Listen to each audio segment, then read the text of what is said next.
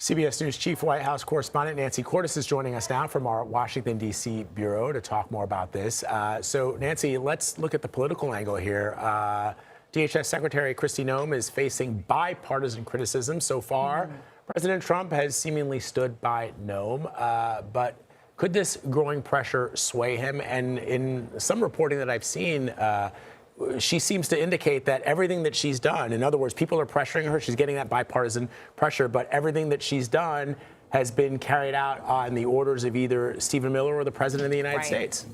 Yeah, and I'm not sure if making that clear is going to help her with the commander-in-chief or not, but based on the reporting that CBS News has done, we're told she is unlikely to lose her job, that she is definitely sort of being moved off of the Minneapolis situation, the ICE situation for now. She's focusing on other things. She's focusing on storm cleanups. It sounds like she's even visiting a storm-ravaged area today, but that she is likely to keep her job. And I think there are a couple of reasons for that. First of all, this president, especially in his second term, has been really reluctant to let anyone go because it creates the impression that that there are mistakes being made in this administration. He's someone who often doesn't like to admit that. And then while, yes, we are hearing some very pointed criticism of Noem from some Republicans in Congress, a handful like Tom Tillis of North Carolina, Lisa Murkowski of Alaska,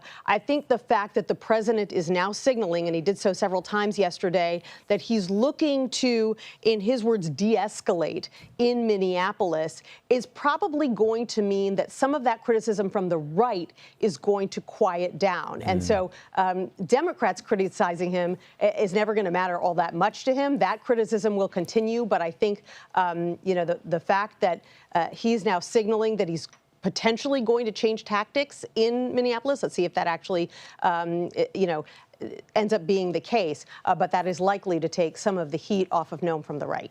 Nancy, I also want to ask about what the president, what the White House is saying about the right to bear arms at a protest, because I'm sure you've seen this, but my social media feed is filled with these split screen images of Alex Preddy showing up and then Kyle Rittenhouse showing up to a protest a few years ago.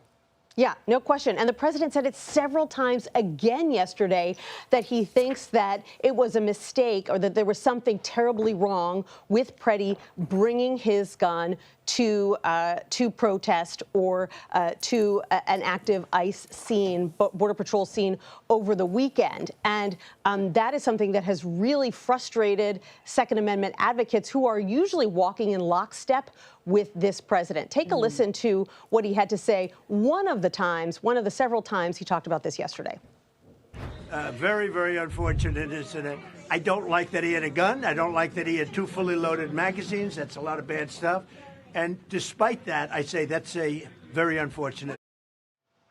Yeah, so really unclear why the president is suddenly taking this position. He has argued so many times in the past that he is the strongest fighter for the Second Amendment that has ever existed in the Oval Office. But that's certainly not how some Second Amendment advocates feel right now.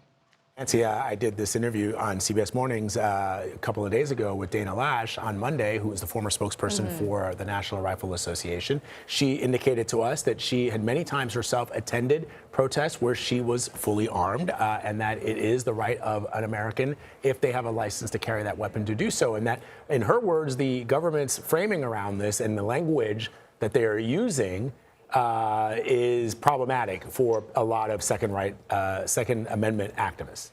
Right, and it would be one thing if it was just the president saying this, but we also heard something similar from Scott Bessent, his Treasury Secretary, over the weekend, and even from Kash Patel, the head of the FBI, who seemed to indicate that Preddy broke the law when he, or at least violated his rights to safety when he came to that scene with a gun holstered this weekend, even though we know that Preddy had a permit to carry that weapon. So, you know, the fact that you heard this from multiple top administration officials and the president himself is what has distressed so many Second Amendment advocates, both externally and in Congress.